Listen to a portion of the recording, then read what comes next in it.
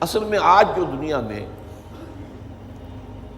جو creation of universe کا تصور ہے جو تقریباً اب متفق علیہ ہے،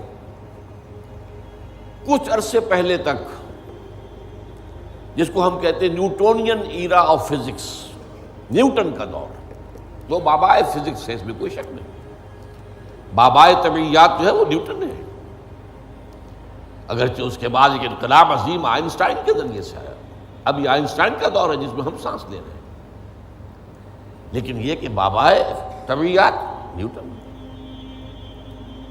اس نیوٹونین فزکس نے جو تصورات پیدا کیے تھے، اس کا ذہن میں یہ نقشہ تھا کہ یہ کائنات ہمیشہ سے ہے اور ہمیشہ رہے گی،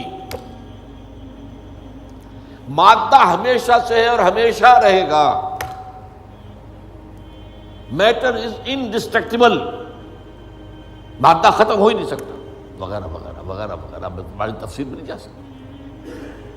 آج ہمیں معلوم ہو گیا ہے، اور اس پر اجماع ہے تقریباً فزکس کا اور کافی عرصے سے، this universe has a beginning, اور اس کو نام دیا گیا بگ بینگ۔ کتنے بلینز اینڈ بلینز اگو، ایئرز اگو، ایک بہت بڑا دھماکہ ہوا تھا، بگ بینگ، اور اس سے کائنات کا آغاز ہوا۔ اور نمبر 2، اس کا ایک اینڈ بھی ہے، الی اجل مسمی، جسے قرآن کہتا ہے، یہ کائنات ہمیشہ کے لیے نہیں ہے، الی اجل مسمی، ایک خاص مدت معینہ تک یہ رہے گی، اس کے بعد خاتمہ ہو جائے گا، یہ ہمیشہ کی نہیں۔ تو بگ بینگ سے جو ایک نظریہ شروع ہوا کہ شروع میں کیا تھا، ذرات تھے، بہت چھوٹے بہت چھوٹے بہت چھوٹے بہت چھوٹے، فوٹونز، ان میں حرارت اتنی تھی، ٹریلینز ڈگری آف فارنہائٹ یا سینٹی گریڈ جو چاہیں کہیں، and they were running away from each other. یہ تھی first stage of the creation of this material world.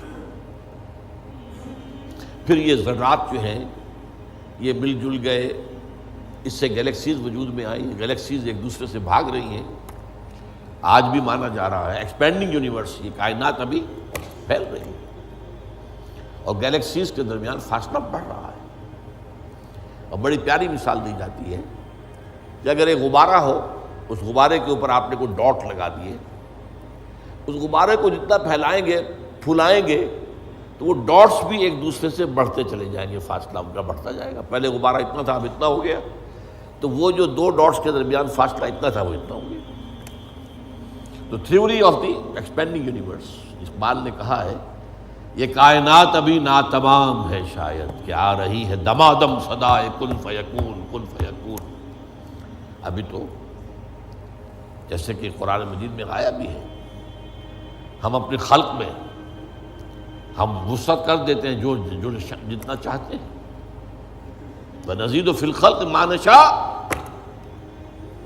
یہ تخلیق جو ہے بھی جاری ہے۔ بہرحال اس کے بعد وہ دور آیا کہ پھر یہ گیلیکسیز کے اندر یہ کرے بنے اور سٹارز بنے، اور پھر وہ کرے ٹھنڈے ہونے شروع ہوئے، انہی میں سے ایک کرہ ہمارا یہ زمین ہے۔ یہ آگ کا کرہ تھا، آگ کا جیسے سورج ہے، لیکن ٹھنڈا ہوا، ٹھنڈے ہونے سے یہ سکڑا، تو اس پر اونچائیاں اور نیچائیاں پیدا ہوئی،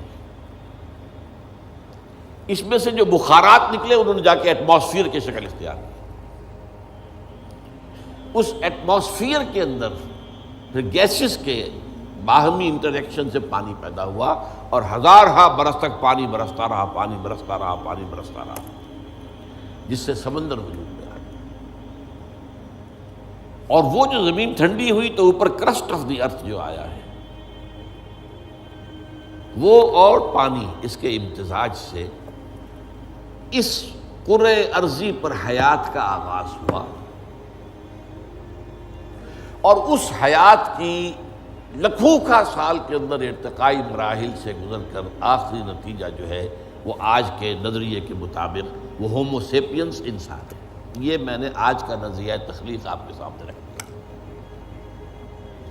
اس میں سے پہلے حصوں کے بارے میں تو اب اختلاف نہیں ہے، البتہ یہ کہ ایولیوشن کے بارے میں ظاہر بات ہے کہ اختلافات ابھی ہیں، لیکن یہ کہ یہ نظریہ ہے، اگرچہ بایولوجی کے میدان میں تھیوری آف ایولیوشن جو ہے اسے قبول نہیں کیا گیا، لیکن یہ ہے کہ ویسے اس کو تسلیم کیا جاتا ہے as a matter of fact. انسان کی سوچ میں، سوشل سائنسز میں ہر چیز کے اندر جو ہے وہ تھیوری آف ایولیوشن گھس چکی ہے۔ اب جو بات اس میں نہیں آئی ہے وہ بات میں آپ کو بتا رہا ہوں۔ This big bang was the beginning of the material universe. اس سے پہلا ایک دور ہے جسے سائنس نہ دیکھ سکتی ہے، نہ جان سکتی ہے، نہ اس تک اس کی پہنچ۔ اس سے پہلے بھی ایک حرف کن آیا تھا، جیسے ایک حرف کن سے بگ بینگ ہوا ہے۔ بگ بینگ کس چیز میں ہوا ہے وہ ابھی میں بتاتا ہوں۔ اللہ تعالیٰ کے پہلے اولین حرف کن سے ایک بہت لطیف نور پیدا ہوا۔ یہ لطیف نور کیوں کہہ رہا ہوں؟ اس میں حرارت نہیں تھی، حرکت بھی نہیں تھی، لطیف۔ اس سٹیج پر اس لطیف نور سے انسانی ارواح پیدا کی گئی اور فرشتے پیدا کیے گئے۔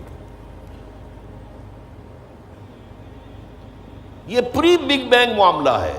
ارواح انسانیہ میٹیریل نہیں ہے، ان کا تعلق اس یونیورس میٹیریل یونیورس سے نہیں ہے۔ یہ تو بگ بینگ سے پہلے کی بات ہے، فرشتے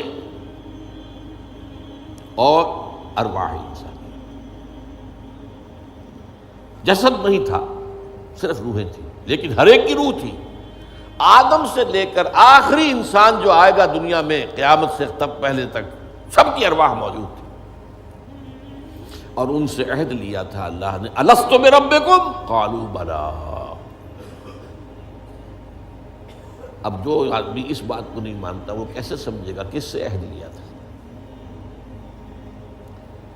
جدید دور کے ایک مفسر نے لکھا اپنی تفسیر میں، یہ عہد انسان کی تخلیق سے قبل عالم غیب میں لیا گیا۔ میں نے ان سے عرض کیا کہ حضور یہ تو جملہ آپ کا محمل ہے، جو شے پیدا ہی نہیں ہوئی اس سے کیسے عہد لے لیا؟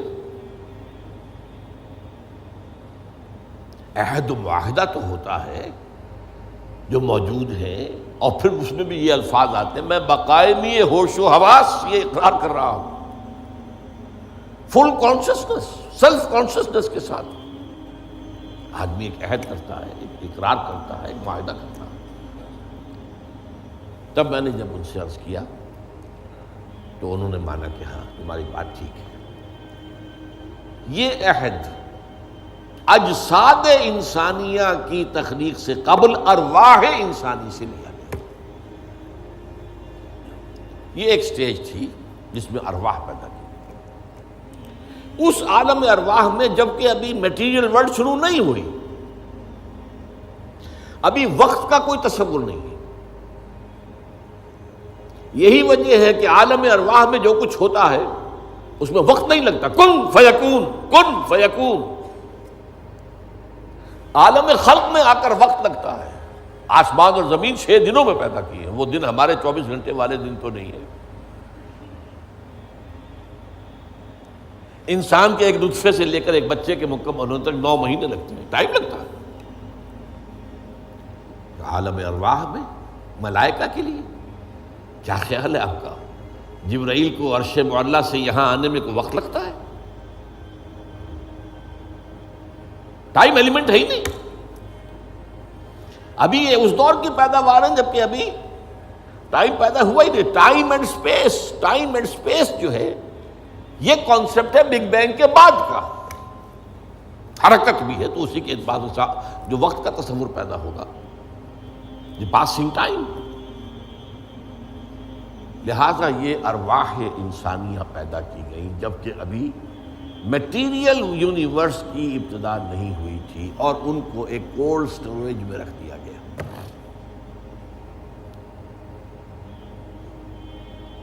اب اس کے بعد وہ لمبا سفر، یہ جو تنزلات اور ارتقاء، یہ اصل میں 2 اصطلاحات آتی ہیں۔ ہمارے پرانے فلسفیوں نے بھی تو آخر کوشش کی تھی نا، سائنس تو ابھی نہیں تھی، سائنس کا تو ابھی تک جو ہے معلومات کا دائرہ بہت ہی محدود تھا، لیکن یہ ہے کہ تنزلات ستہ، تنزلات خمسہ، الاحد سے الواحد وغیرہ، یہ ذہنی خیالات تھے، یا عقل اول سے فلک اول اور عقل ثانی پیدا ہوئی، عقل ثانی سے فلک دوم اور عقل ثالث پیدا ہوئی، تو 9 افلاک اور عقول عشرہ، یہ ہمارے پرانے فلسفی جو ہے متکلمین، ان کے ہاں الفاظ مل جائیں گے جن کی نہ کوئی سند قرآن میں ہے، نہ حدیث میں ہے، کوئی سوال ہی نہیں، نہ سائنس اس کی کوئی تائید کرتی۔ جو بات میں عرض کر رہا ہوں، اب اس کے اعتبار سے آپ کو سائنس کے درمیان اور اس پورے تصور کے درمیان معلوم ہوگا کہ ہم آہنگی ہے، مکمل ہم آہنگی، جبکہ ابھی صرف نور، اور نور بھی اس میں نہ حرارت نہ حرکت، ارواح انسانیہ کا اور ملائکہ، پھر وہ بگ بینگ، اور وہ جو عرصہ گزرا ہے جس میں کہ حرارت، شدید ترین حرارت، اس دور میں جنات پیدا کیے گئے۔ اب قرآن مجید کہتا ہے وَلَقَدْ خَلَقْنَا الْإِنسَانَ مِنْ صَلْصَالٍ كَالْفَخَّارِ وَخَلَقْنَا الْجَانَّ مِنْ مَارِجٍ مِّن نَّارٍ، آگ کی لپٹ سے، اور ایک جگہ فرمایا ہم نے آدم سے بہت پہلے جنات کو پیدا کیا تھا، وَالْجَانَّ خَلَقْنَاهُ مِنْ قَبْلُ مِنْ نَارِ سَمُومٍ۔ سموم کہتے ہیں وہ جو ہوا بعد سموم جس میں جلتی ہوئی آگ ہوتی ہے، لو، سخت صحرا کی لو، اس کا تصور کیجیے آپ، اس کی آگ سے، اس کی حرارت سے جنات پیدا کیے۔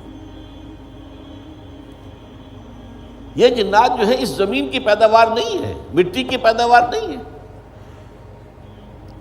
یہ ایک لطیف تر شے ہے ہم سے۔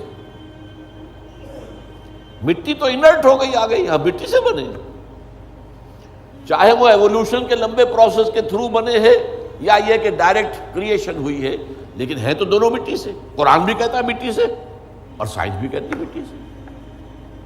ہم دی کلے، کرسٹ آف دی ارتھ، اور قرآن بھی کہتا ہے وَجَعَلْنَا مِنَ الْمَاءِ كُلَّ شَيْءٍ حَيٍّ، ہر شے میں حیات جو ہے، اس حیات کا منبع اور سرچشمہ پانی ہے۔ مادہ تخلیق جو ہے حیوانات ارضی کا، جن میں انسان بھی شامل ہے، وہ تو ہے مٹی، لیکن منبع حیات پانی۔ وَجَعَلْنَا مِنَ الْمَاءِ كُلَّ شَيْءٍ حَيٍّ، اور یہی سائنس کہتی ہے کہ سمندر کے کنارے پر، دلدلی جگہوں پر، وہاں کیا ہوتا تھا کہ ابھی پانی پیچھے ہٹ گیا ہے، پھر پانی آ گیا ہے، پھر پھٹ گیا ہے، یہ تعامل چل رہا ہے، اور اس کے نتیجے میں وہاں جو کیمیکل کمپاؤنڈز تھے، اس کے بعد آرگینک کمپاؤنڈز بنے، اس کے بعد اسی کے اندر جو ہے جو حیات کا جرثومہ پیدا ہوا، ایک سیل امیبا، یہ ان کا کہنا ہے۔ میں اس وقت اس کی نہ تصدیق کر رہا ہوں نہ تردید کر رہا ہوں، جو بتا رہا ہوں آپ کو کہ دونوں کا ایک یہ جو ہے بات متفق علیہ ہے کہ مٹی سے اور پانی سے بنے، اس میں کوئی اختلاف نہیں۔ اب یہ سلسلہ جو چلا ہے، اب وہی کہانی جو ہے یہ دہرائی جا رہی ہے، وہی ایک سیل سے رحم مادر میں بچہ پروان چڑھ رہا ہے، جو ہو سکتا ہے 9 ملینز آف ایئرز میں ہوا ہو، ایک جرثومے سے لے کر انسان تک کا معاملہ وہ رحم مادر میں 9 مہینے میں ہو رہا، the same process, single cell, اور اس کے یہ مراحل ہیں۔ تو زندہ تو ہے، نطفہ بھی زندہ، علقہ بھی زندہ، مضغہ بھی زندہ، ماں کی طرف سے آنے والا بیضہ بھی زندہ، مرد کے نطفے اور ماں کے بیضے سے امتزاج سے وجود میں آنے والا زائگوٹ، نطفۃ امشاج، وہ بھی زندہ۔ لیکن جب 120 دن ہو جاتے ہیں تو اب یرسل الملک، کا بعد اب وہ فرشتہ بھیجا جاتا ہے، وہ رحم مادر میں، وہ روح، اس کی روح، میری روح جو وہاں تھی، وہ لا کر میری والدہ کے رحم میں وہ جو میرا حیولہ وجود میں آیا تھا اس کے اندر پھونکی گئی ہے، تب میں بنا ہوں، میرا وجود انسان کی شکل اختیار کیا ہے۔ یہ ہے در حقیقت قرآن مجید کا جو حقیقت انسان